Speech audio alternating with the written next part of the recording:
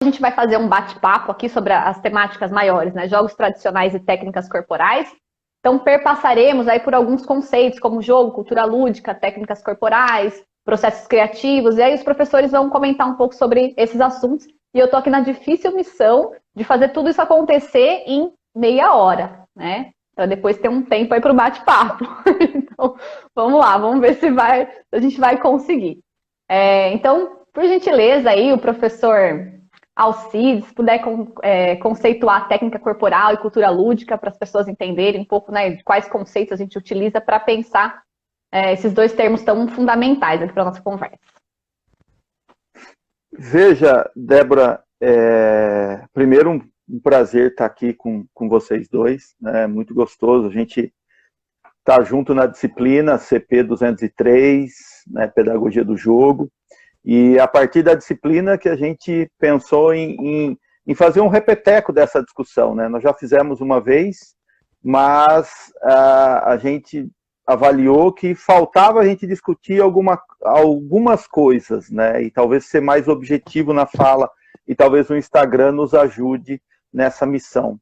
Então, para que sobre tempo para a gente poder discutir, é interessante a gente pensar no conceito de técnica corporal, que eu aprendi graças à influência do professor Josimar Daolio, do qual eu devo muito da minha formação, né? Eu acho que o professor Josimar Daolio foi um grande professor, eu tive grandes professores na minha formação, o professor Josimar Daolio foi um deles, e ele nos trouxe uma discussão em cima do Geertz, né? Interpretação das culturas, é esse o nome do livro, né, Luiz? E complementando essa discussão para entender a educação física a partir da perspectiva cultural, ele nos trouxe Marcel Mauss. Marcel Mauss é um grande antropólogo lá do início do século passado, né? E ele, dentre muitas coisas que ele produziu, ele construiu esse conceito de técnica corporal. E o que é esse conceito de técnica corporal? Sintetizando, seria a forma com que o ser humano, com que os homens e as mulheres se valem do seu corpo para viver em sociedade, para expressar os nossos gestos, o nosso corpo fala. E ele fala o quê? Ele fala a linguagem cultural do qual nós estamos imersos, né? A nossa cultura, a nossa sociedade, os valores que são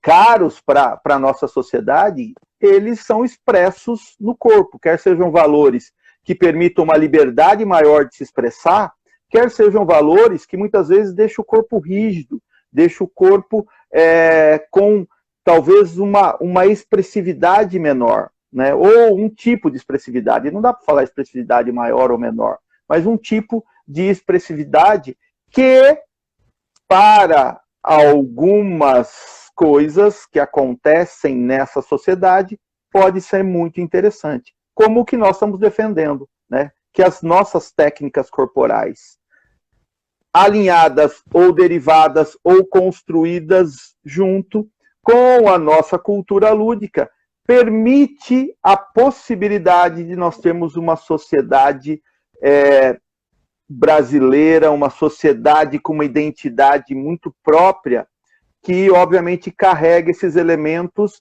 e essa forma de usar o corpo para se expressar, que se materializa nos nossos jogos. Porque a cultura lúdica, e aí eu vou encerrando para passar para o Luiz, na verdade eu vou ver para a Débora, né? A nossa cultura lúdica, ela advém da cultura geral. E a cultura lúdica nada mais é do que, vamos assim pensar, a cultura lúdica, ela traz os elementos, né, reúne os elementos que nos permite chamar algo de jogo e algo de não jogo. Então, nós estudamos alguns autores, mas talvez a nossa maior referência para falar de cultura lúdica é o Bruguère. O Bruguère é um autor contemporâneo que tem discutido muito essa questão da cultura lúdica, dentre outros temas do jogo e do brinquedo. Mas então pensar essa cultura lúdica derivada dessa cultura geral mostra uma relação muito estreita entre o jogo, né, o jogo no momento em que ele é construído a partir dos desejos, e dos desejos provocados pelo mundo real, e o Luiz acho que vai falar um pouco mais disso, e esses desejos, eles permitem a construção ou permitem a possibilidade de satisfazê-lo por meio dos jogos. Então, talvez a nossa cultura lúdica, sintetizando, pode ser uma grande reunião de desejos coletivos, que vão aí se estabelecendo na nossa cultura e, desse modo, obviamente, elas acabam influenciando o modo com que nós usamos nosso corpo, as técnicas corporais. E aí, então, há uma relação muito estreita entre jogo, né, cultura lúdica, enquanto uma possibilidade de manifestação desse jogo, onde o jogo tem a possibilidade de virar jogos, né?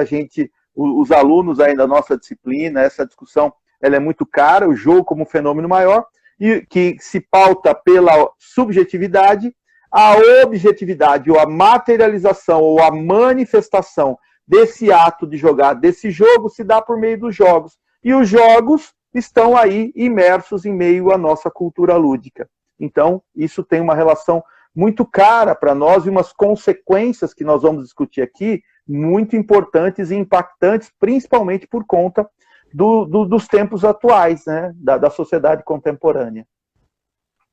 Perfeito, professor Alcides. Gostei muito dessa conceituação de cultura lúdica como esses desejos coletivos, né, o conjunto de desejos, porque realmente enfatiza a subjetividade presente no jogo, né, a importância de compreender, então, o jogo inicialmente como um fenômeno, como um ato de jogar, né, então acho que a gente consegue ter um panorama melhor aí do que a gente está tratando, de quais são os conceitos principais. E aí agora... E esse conjunto de, Débora, esse conjunto de desejos, né, eles vão dando margem à construção dos nossos jogos tradicionais, eles vão se perpetuando em meio aos nossos jogos tradicionais. Perfeito. E eu trago aqui para a gente continuar, né, a conversa e o Luiz conceituar outros dois termos muito importantes, uma frase do Kailoá, que ele fala que pode-se pensar uma sociologia a partir do jogo. Então aí agora eu passo a bola para o Luiz, né, aproveitando que a gente está aqui, né, com um estudioso do futebol, a gente tem que usar alguns termos, né? Então passei a bola para o Luiz falar sobre o conceito de jogo e de processos criativos. Legal. A importância de nós estarmos discutindo especificamente... aliás, desculpa, gente. Primeiramente, boa noite a todos. É um prazer, Débora, eu agradeço por estar aqui, por estar trocando. É muito gostoso, né? Antes de qualquer coisa, esse movimento descontraído, que, principalmente no momento que a gente está, de ter que mostrar a ciência para além dos muros da universidade. Eu acho que essa ferramenta é importante para isso, né? Então, parabéns, Débora, aí por estar organizando e movimentando isso, assim como o que você está fazendo no seu Instagram também, que é muito interessante. Obrigada. Bom, mas como e a gente possa falar um pouco, quando eu estou falando de jogo, antes de qualquer coisa, nós precisamos entender esse conceito, né? Mas é entender o conceito que muitas vezes ele é instrumentalizado, e nós temos que tentar pensar para além dessa instrumentalização do jogo, numa tentativa de entender o conceito propriamente, o que ele significa, onde ele se origina, como ele vem, como ele contribui para essa discussão que nós estamos fazendo. Antes de qualquer coisa, quando nós estamos falando de jogo, como o Alcides bem colocou anteriormente, nós estamos falando de uma manifestação, né? O Alcides costuma dizer, ele faz uma analogia do guarda-chuva, eu até dou isso nas aulas também com ele, eu pego essa analogia do guarda-chuva para poder discutir o conceito de jogo, entendendo que o jogo é o guarda-chuva, né? E o que nós temos embaixo desse guarda-chuva? Abaixo desse guarda-chuva nós temos o esporte, nós temos as brincadeiras, nós temos as relações humanas, nós temos o jogo de sedução, nós teremos a arte, né? Os próprios mitos, a própria mitologia. Nós temos inúmeros elementos que estão embaixo desse jogo. Mas por que esse jogo fica acima? Justamente porque quando nós falamos de jogo, nós estamos falando de uma manifestação, né? E esse jogo, ele está diretamente atrelado à cultura. E ele se modifica e se movimenta no decorrer com que essa cultura também se alterna e se modifica, né? Então, ao falar de jogo, primeiramente, nós precisamos entender esse conceito, né? Entender também uma diferenciação que eu e o Alcides estamos escrevendo algo relacionado a isso agora, sobre a diferenciação entre jogo e jogos, né? Que muitas vezes também gera uma certa confusão. Quando nós estamos falando de jogo, nós falamos sobre esse conceito. E quando nós estamos falando de jogos, talvez nós vamos falar sobre aquilo que nós estamos vendo materializado nessa manifestação em si, né? Então, existe uma grande confusão, porque muitas vezes se olha para o conceito do jogo e não consegue entendê-lo nessa, entre aspas, prática, nesse instrumental, né? E nós precisamos entender, então, essa diferença. Eu costumo dizer aí... Quanto tempo eu tenho, Débora? Mais alguns minutinhos aí, pra você continuar. Eu costumo dizer, e olhando, né, alguns autores que trabalham com isso, por exemplo, o próprio Peter Berger. O Peter Berger é um estudioso da religião, gente, né? O Peter Berger, apoiado em Schultz, que ele vai falar sobre a criação das províncias finitas de significado. O que seriam as províncias finitas de significado? Assim como o jogo, e ele até utiliza a referência do Heisinger para falar, quando nós criamos quando esse ambiente de jogo ele se instaura, nós estamos falando de um espaço dentro da realidade. O jogo ele não é transcendente à realidade, ele está presente na realidade. E na medida em que esse jogo acontece, nós criamos um espaço dentro dessa realidade suprema, dentro dessa vida corrente, onde nós temos uma província finita de significado ou um ambiente de jogo, no qual a criança, inclusive, não só a criança, mas o próprio adulto, manipula essa realidade externa à sua maneira, né? A Débora está cansada de ouvir o Alcides falar isso, e eu também. Ali nesse espaço nós temos o Deus Cronos e o Deus Kairos, né? Ali essa realidade, ela vai ser, essa realidade que não é a vida corrente, ela vai ser manipulada de acordo com os desejos dessa criança, de acordo com os desejos daquele que joga. Então, a potência do jogo reside justamente aí. O processo criativo eu falo agora também? Sim. Já termina a conceituação desses 4 termos principais e continuamos a conversa. Beleza. Os processos criativos, então, eu tenho o costume de dizer, eu pego a referência de uma pedra, né? Quando você olha para uma pedra, você vai ver apenas uma pedra, né? Um artista, quando ele olha para uma pedra, ele verá para além de uma pedra de mármore e criará nessa imagem algo para além dela. Por exemplo, uma escultura, né? Então, o que é o olhar criativo? Por que eu sou palhaço, como a Débora bem colocou? O palhaço é aquele que vai olhar para além das coisas como elas estão prontas. E esse olhar se aproxima muito ao olhar da criança, que não tem as representações fechadas, como é a representação fechada do adulto. A criança ainda está nesse exercício de composição dessa representação. O palhaço tem um olhar muito próximo ao da criança justamente por isso. O processo criativo se dá na medida em que eu olho para uma coisa e consigo conceber nela algo para além do que ela é, né? O Tony Hara, que é um autor que eu utilizo, ele vai dizer que o processo, o artista é aquele que brinca com a escuridão, porque ele não olha para a claridade do dia onde tudo está dado e tudo desencanta, porque as representações estão dadas. O artista, assim como a criança, ele olha para esse universo, essa escuridão, e isso é uma analogia, tá, pessoal? Ele olha para essa escuridão, se reafirma nela para ter esses processos criativos. Todo criar é um risco, né? A criança cria porque a criança joga. O artista cria porque ele joga. E assim nós vamos também pensar que todo jogo é um risco. É isso. Excelente. E aí eu consigo também perceber, né, esses 4 conceitos, eles estão muito interligados e, portanto, por isso que trouxemos também esses 4 conceitos para a nossa discussão, né? Então, cultura lúdica, jogo, técnicas corporais e processos criativos. E pensando nesses 4 conceitos interligados aí numa dinâmica cultural, né? Então, a gente começa a trazer agora esse olhar para a sociedade. E aí eu vou até trazer uma pergunta que foi feita aí ontem nos stories sobre a temática para a gente puxar o gancho para a nossa conversa. Então perguntaram assim, como e por que o eu de cada cultura se encontra em seus jogos? Então acho que a gente consegue já trazer a relação entre jogo, cultura e sociedade. Quem começa? Você, Luiz, ou eu? Posso? Veja, eu acho que essa pergunta possibilita a gente continuar aquela reflexão do quanto nós, seres humanos, somos influenciados pelo mundo real, e quando eu falo mundo real, obviamente eu estou falando sociedade, estou falando a cultura que compõe essa sociedade, né? Então nós somos influenciados por ele, e ele desperta desejos, e esses desejos precisam ser satisfeitos. Muitos desses desejos não podem ser satisfeitos no mundo real, né? Porque o mundo real, ele é uma realidade suprema, usando o termo dos autores que o Luiz tem estudado, e que nos impede de conseguir realizá-los. Então nós precisamos suspender essa realidade. Suspender essa realidade não significa fugir dessa realidade. Suspender essa realidade significa analisá-la, fazer intervenções, mostrar ou ser o ser do jogo, né, o eu do jogo, ser do jogo, nesse ambiente, que é um ambiente onde, como a realidade está suspensa, ela pode ser modificada, ela pode ser influenciada, mas ela está ali, porque todos os elementos da sociedade estão presentes no jogo.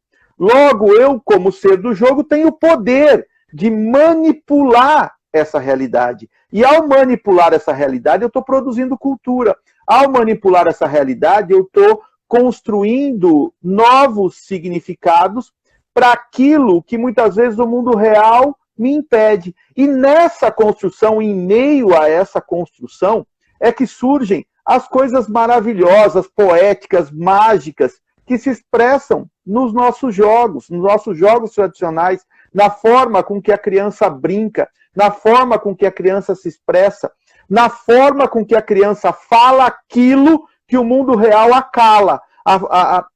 O jogo é exatamente um espaço de subversão. É um espaço onde... Por isso o jogo é tão poderoso.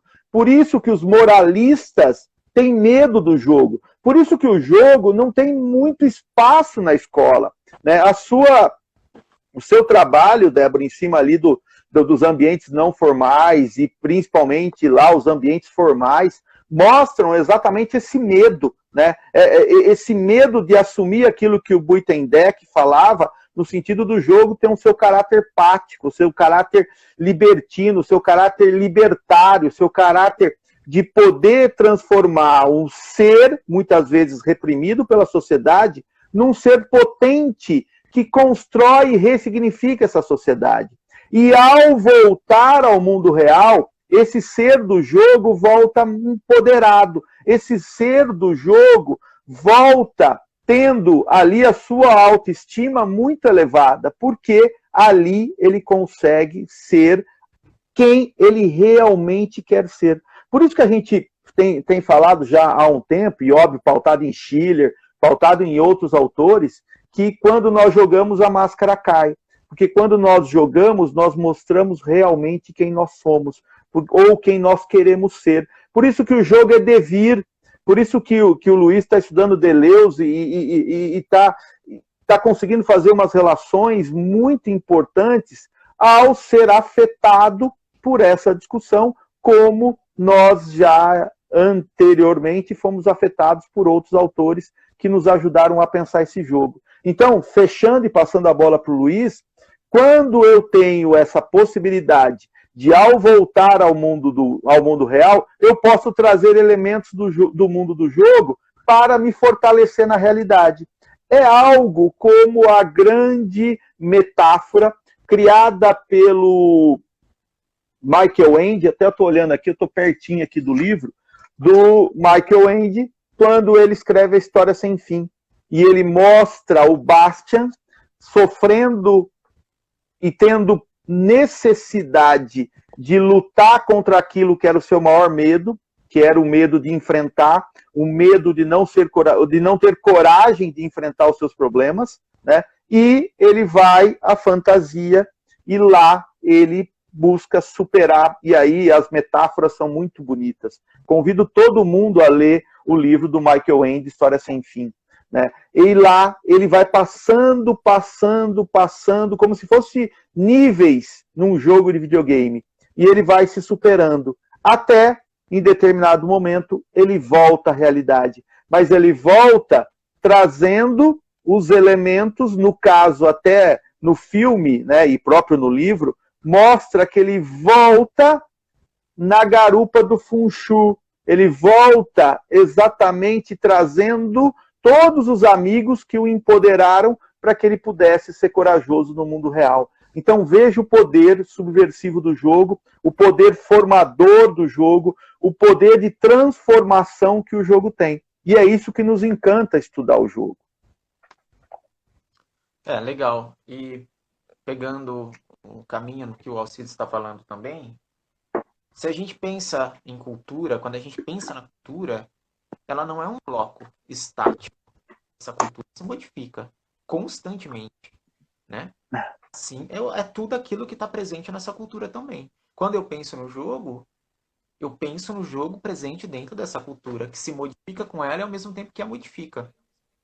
Então seria muito falacioso eu pensar em algo que permanece estático, sabendo que a cultura não é estática, que a cultura está em constante modificação. E também pensar que o jogo por si só, isso está aí nos nossos estudos que nós estamos fazendo, especialmente eu e o Alcides agora no doutorado, em pensar o jogo como algo fluido, né? Não pensar nessa estrutura do jogo como algo que se permanece num único formato, imodificável ou previsível, né? Eu falei que sobre o risco, né, que nós temos uma admissão de risco quando nós jogamos, então nós temos que entender que esse risco está presente e que nós vamos nos modificar diante da cultura, diante do jogo. Esse sujeito se modifica também. Tem um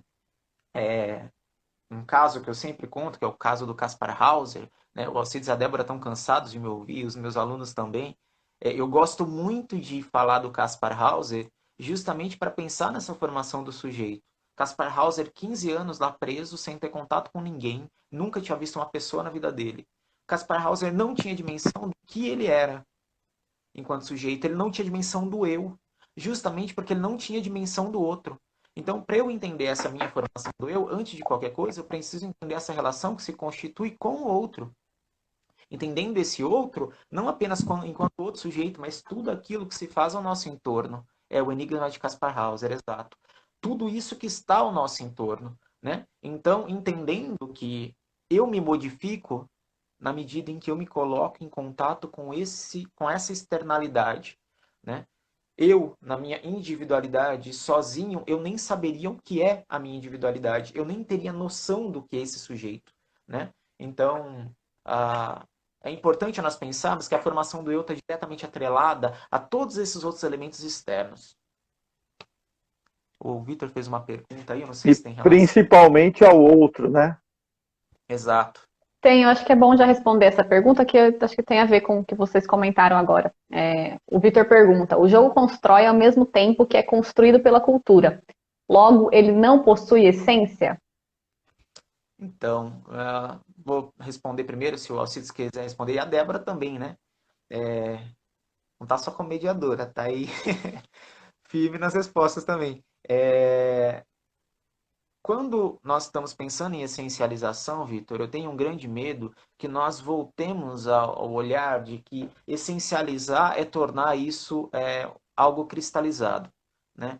E nós não estamos falando de um processo de cristalização. Quando nós falamos do jogo, nós estamos falando de algo modificável, constantemente, em constante alteração. Então, não considero olhar que o jogo ele tem por si algo como enquanto essência. Não sei se foi essa a pergunta, porque eu já perdi aqui. Sim. Sim. Acho que a conexão do Alcides caiu. Mas vamos continuar aqui, então, o papo. Daqui a pouco ele volta. Ô Luiz, aproveitando, né, esse gancho que vocês falaram, então, sobre as relações entre cultura, jogo e sociedade, né, enquanto esses três conceitos são intrínsecos, né, estão completamente relacionados. Tem uma pergunta que fala sobre as técnicas corporais. Então, se todo jogo ele pressupõe uma técnica corporal, né? Então, entendendo a técnica corporal como a forma como os homens se utilizam do seu corpo, né? Entendendo homens aí como uma nomenclatura maior, né? Não só homens do gênero masculino. Mas todo jogo, então, ele pressupõe uma técnica corporal?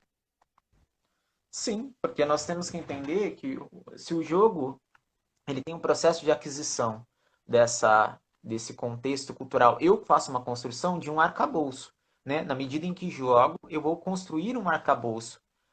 Eu vou jogar, vamos dar um exemplo aí, né? Eu vou jogar bets.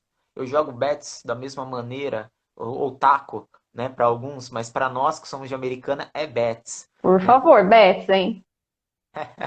Para nós que jogamos bets, nós temos uma construção corporal. Eu preciso entender como se constrói, como se constitui esse corpo, entender essa relação que se dá com esse jogo. Da mesma maneira, se eu for jogar alguma outra coisa, eu tenho a constituição corporal de uma outra forma.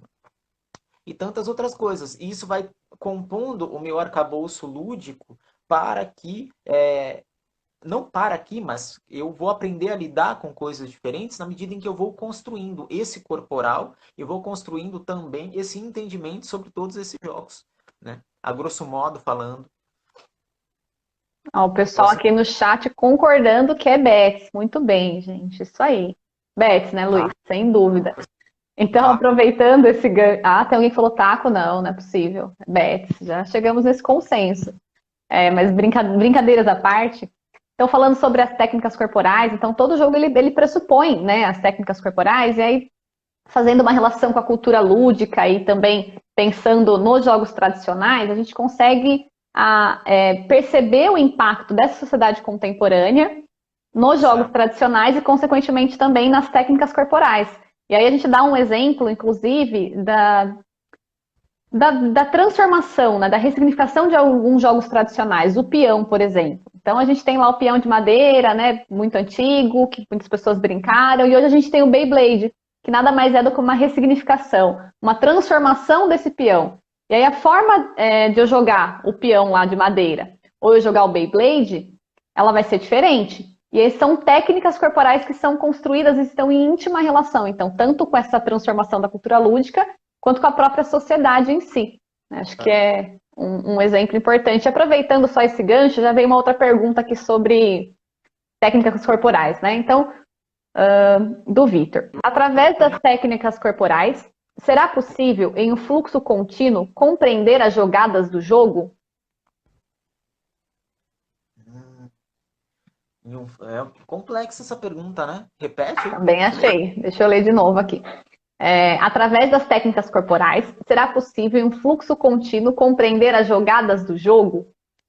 Ah, entendi. Olha, quando nós estamos falando de técnica corporal, nós não estamos falando de leitura ou entendimento para além do jogo como ele se manifesta. Lembrem-se, o jogo se manifesta, né? Ele é uma manifestação. Eu não tenho como prever como esse jogo é ou imaginar como esse jogo pode vir a ser. Eu posso tentar fazer uma leitura dele, tentar criar um entendimento desse jogo, mas eu não tenho uma precisão exata de como esse jogo vai ser, né? Eu posso entender, eu vou entender esse corporal, vamos lá. Para eu jogar algo, eu preciso aprender a utilizar esse corpo para que esse corpo responda como esse jogo é, né? Eu preciso aprender a pegar no taco para jogar bets. Eu preciso entender como eu devo fazer a construção desse corporal na medida em que eu jogo para poder jogar esse jogo. Fora isso, eu não conseguiria jogá-lo, né? Até por isso nós temos essa evolução do jogador na medida em que ele joga um determinado jogo. Mas eu não consigo prever ou dizer como esse jogo vai ser, ou dominá-lo. Até porque se a gente falar de dominar o jogo, né, Débora, não se trata mais de jogo. Exatamente. Se eu fechar o jogo e colocá-lo dentro de uma definição específica e falar, olha assim, esse jogo vai acontecer dessa forma, de maneira específica, eu mato o jogo. Porque um dos princípios do jogo é também essa instabilidade. É gerar esse desequilíbrio. Na medida em que nós acabamos com esse desequilíbrio e com essa incerteza do jogo, nós matamos o jogo. Exatamente, né? O jogo pressupõe representação, desequilíbrio, imprevisibilidade e desafio.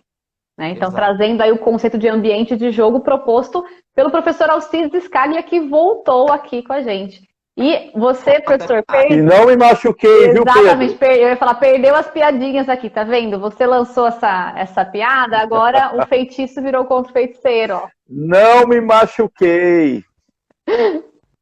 Muito bom. E eu elogio para sua boina, né, professor? Tá vendo? A boina, falei que seria elogiada. Os alunos gostaram aí da boi, né? É que senão, ó, o reflexo é tão grande que aí ninguém consegue fazer nada. Vai tirar o nosso brilho, né? Então tem que usar a boi, né? Vai. Professor, nós estamos de várias... Vai dar reflexo.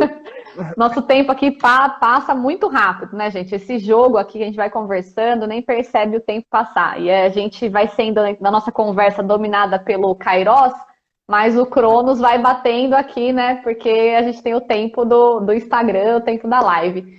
Então, conversamos aqui, professor, sobre técnicas corporais, sobre a questão da relação dos jogos e técnicas corporais. E agora eu vou avançar um pouco para a gente pensar, então, nessa cultura lúdica na sociedade contemporânea. Então, quais são os impactos da sociedade contemporânea na cultura lúdica, nessa co-construção da cultura lúdica e, consequentemente, nos jogos tradicionais e nas técnicas corporais? Ótima questão, Débora. Eu peguei parte das respostas que o Luiz deu às perguntas e veja, acho que a gente tem que começar por um ponto. A gente não pode cair no erro de dizer que as crianças de hoje brincam menos do que as crianças de antigamente. As crianças de hoje brincam o tanto quanto se brincava anteriormente. Só que brincam diferente. Se brincam diferente, é porque exatamente esses jogos tradicionais não estão cristalizados. Esses jogos tradicionais sofrem impacto da sociedade, sofrem mudanças da cultura, como o Luiz destacou lá atrás ao conceituar jogo, ao falar de processos criativos, né? A gente fala na aula, quem que inventou o pega-pega? A gente não sabe quem inventou o pega-pega.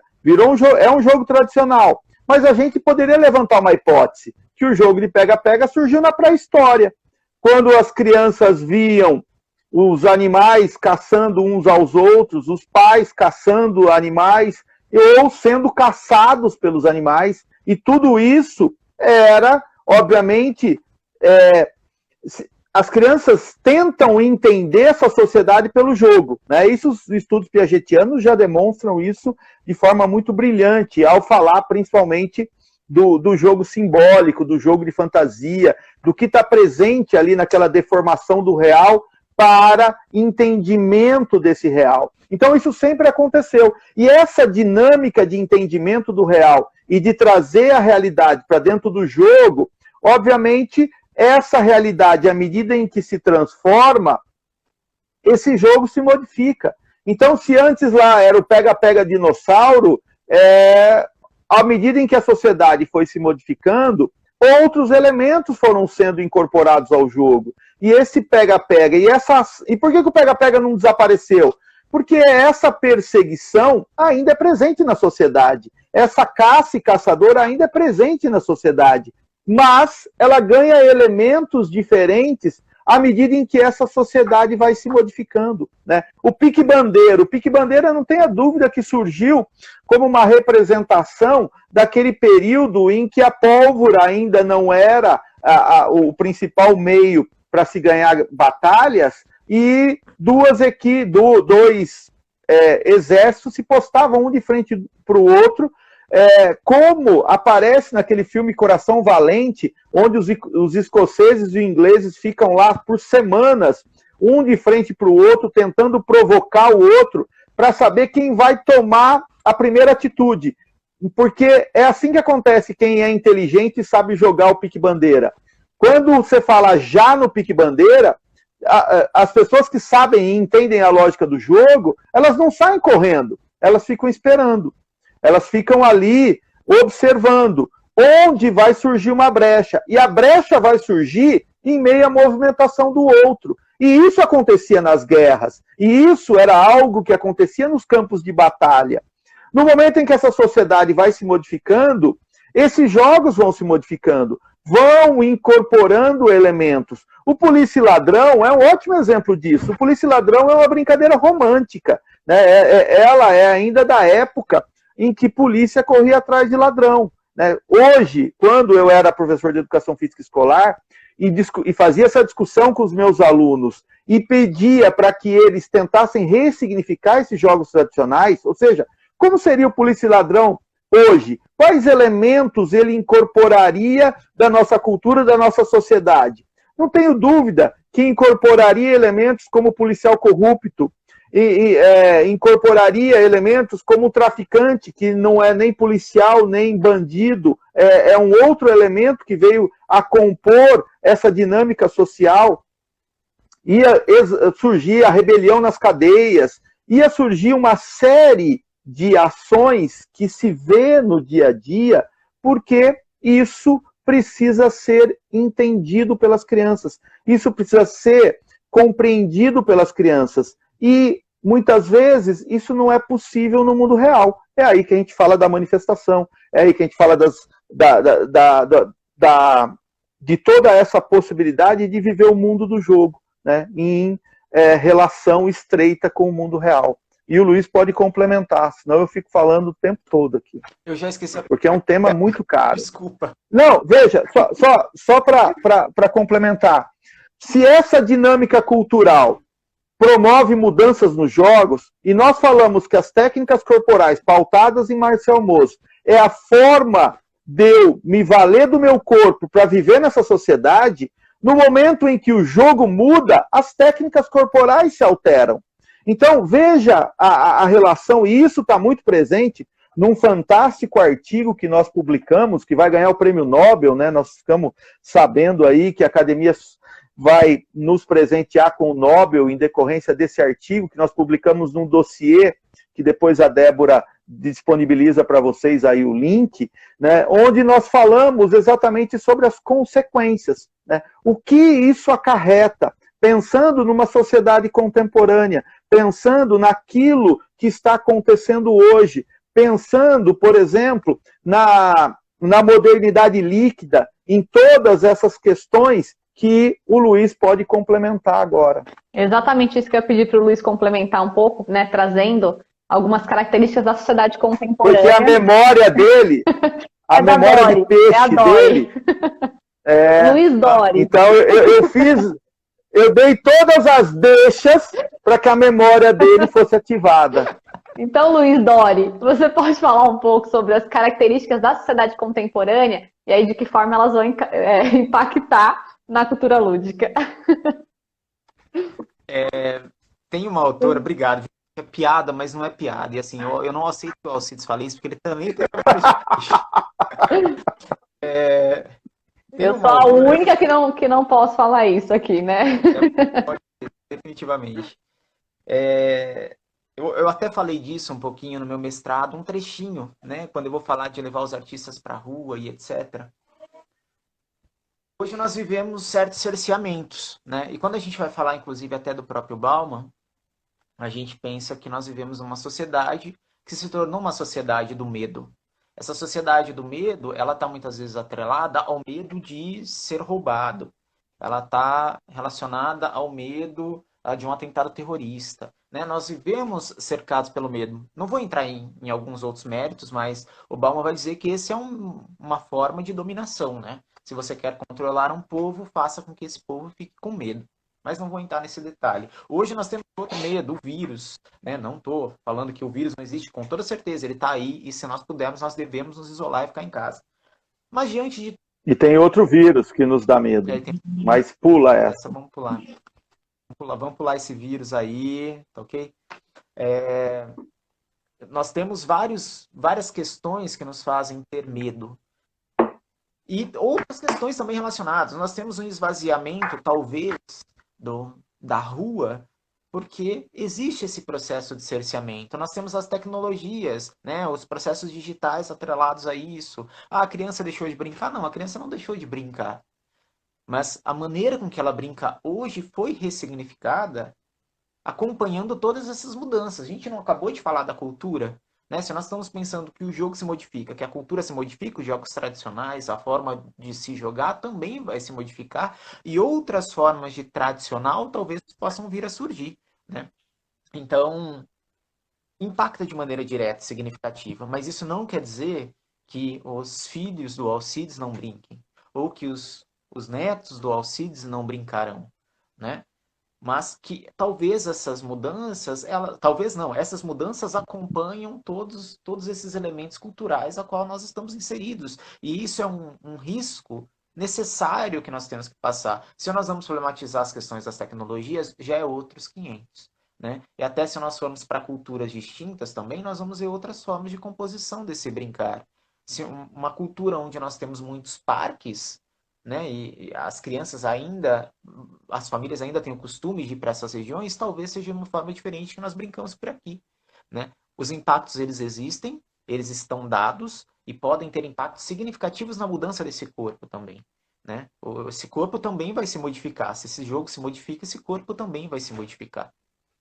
Excelente. E aí, aproveitando... Luiz, desculpa, professor, pode falar, depois eu faço a pergunta. Não, eu ia complementar a fala do Luiz em cima de uma obra de arte que nós estudamos, né, a todo momento, já há um bom tempo, que é o quadro do Peter Bruegel, de 1560, né, Jogos Infantis, onde, nesse quadro, ele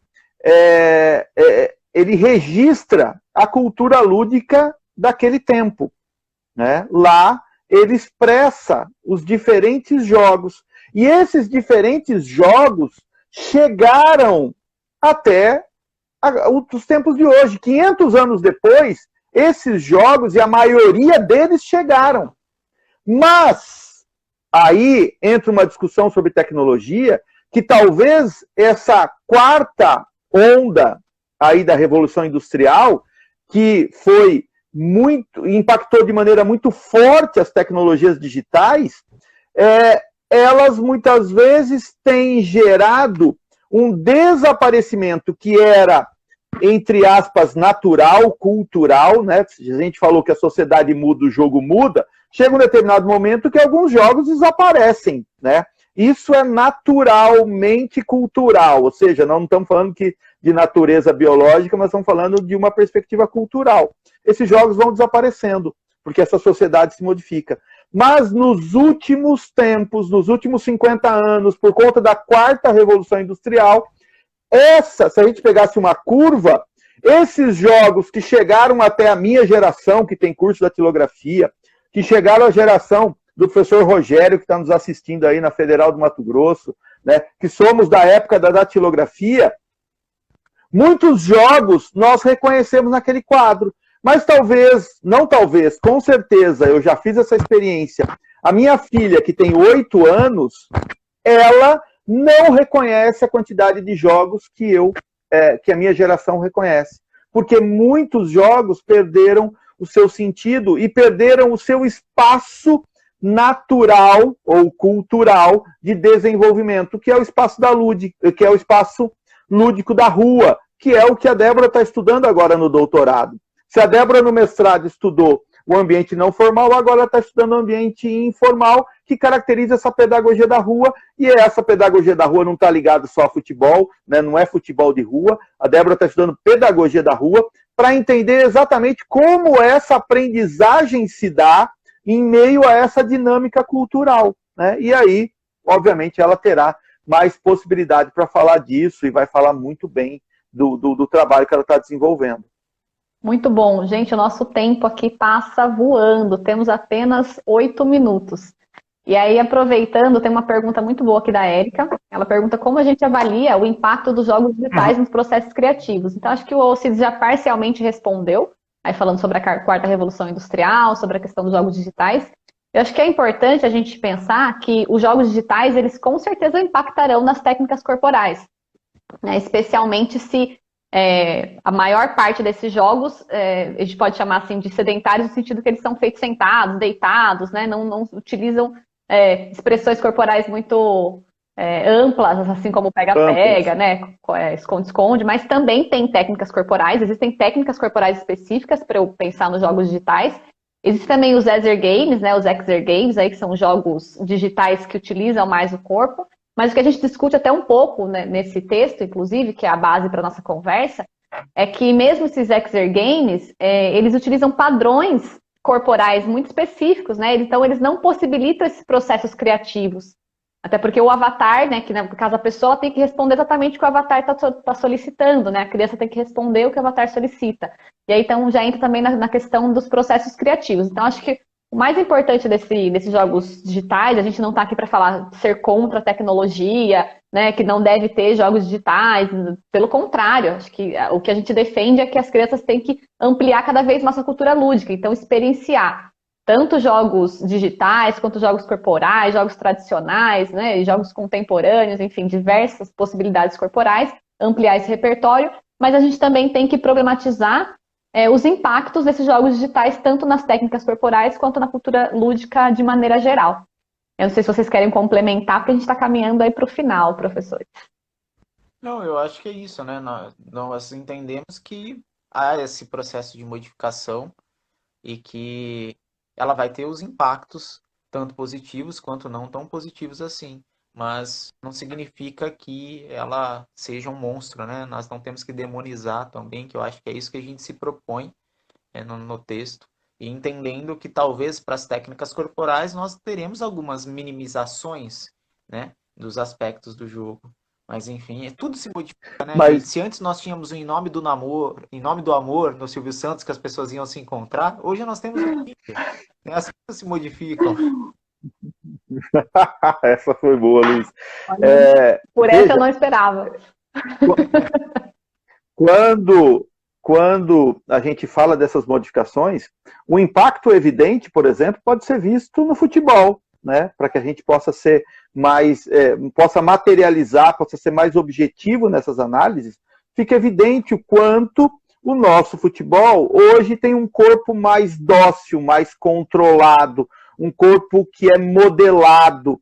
E isso dá aso a gente começar a pensar nos analistas de desempenho, porque há um avanço, eu acho, para a existência desses analistas de desempenho, mas há um perigo muito grande desses analistas de desempenho serem analistas coisificantes, que transformam o ser humano em coisas, em número, em um algoritmo, diferente da possibilidade desse analista de desempenho ele ser humanizante e possibilitar e potencializar, né, por meio da tecnologia, o crescimento desses jogadores, a possibilidade desses jogadores serem mais inteligentes para o jogo, à medida em que eles entendem e não são manipulados. É aí que vem aquela frase que a gente tem falado há um baita de um tempo, que é, hoje nós precisamos devolver o jogo ao jogador.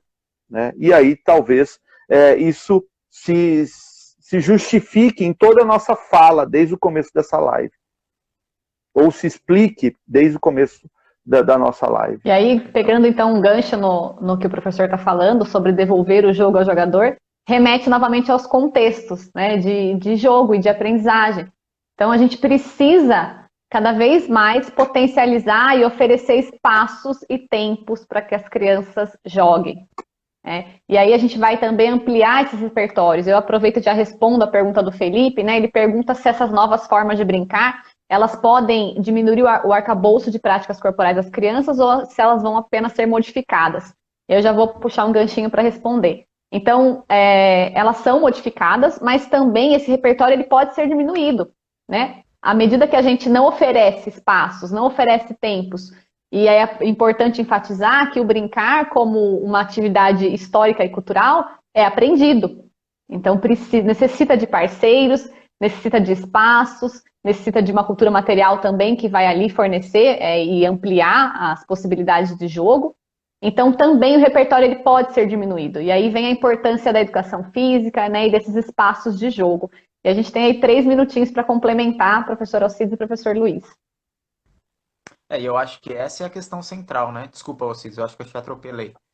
Essa Não, é a pode questão falar. central, né? Nós pensarmos justamente que nós temos que tensionar e favorecer com que as crianças tenham acessos a esses elementos que potencializam com que ela brinque, né? E aí nós estamos falando de educação física, nós estamos falando da arte, nós estamos falando de tantos outros elementos que, infelizmente, não sei, talvez nos últimos 2 anos tenha sido sofrido diretamente, né? Então, para potencializar isso, nós precisamos que essas pessoas que estão na linha de frente, da educação também se mobilizem para que isso não morra e que isso ganhe novos espaços. E tem muitos que estão fazendo isso, né? E veja, só para complementar, espaços que não sejam espaços de institucionalização, né? Como o mestrado da Débora trouxe esse conceito importante, né? Da criança institucionalizada, que só aí daria margem para a gente falar uma live inteira, né? Dessas crianças hoje que são simplesmente controladas dentro da escola. E não é esse espaço que ela precisa de um espaço para poder ser criança. Um espaço protegido, não tenha dúvida, não vai falar que hoje as crianças têm que ir para a rua em decorrência dessa rua do jeito que está. Mas se tem que pensar rua não enquanto lugar, mas rua enquanto espaço, né? E rua enquanto ambiente, rua enquanto possibilidade de viver esses ambientes informais de aprendizagem, onde ela vai expressar o seu entendimento, vai poder viver, vai poder usar o jogo como catarse, usar o jogo como possibilidade de superar os seus medos, de superar, de ser devir, né? Eu acho que devir é um conceito interessante que o Luiz vai explorar muito no seu doutorado. Então, vamos pensar que nós precisamos ser agentes de salvação dessas crianças para que a gente não continue reforçando aquele belo texto do professor João Batista Freire, dizendo que nós precisamos parar de confinar, de entender a escola como um local de confinamento e engorda das crianças, né? E a gente precisa gerar um espaço libertário, um espaço de emancipação e um espaço de emancipação. Esse é o nosso desafio, em todos os ambientes, quer seja como treinador desportivo, quer seja como professor ou professora de escola, treinadora, em diferentes níveis, quer seja iniciação, especialização e alto rendimento. Nós temos um compromisso e uma responsabilidade com essa questão. Muito bem. Infelizmente, o Cronos chegou aqui e falou que acabou o nosso tempo, acabou o nosso jogo, mas a gente pode continuar essa conversa e a gente sugere que vocês leiam o artigo. Então, eu coloquei o artigo aí, tá no link lá na minha bio, para a gente poder continuar essa conversa e discutir mais sobre jogos tradicionais, técnicas corporais, cultura lúdica na sociedade contemporânea. Fica o convite aí para todos os professores e professoras que os assistiram, e os estudantes também, né? Então, muito obrigada pela participação de todos.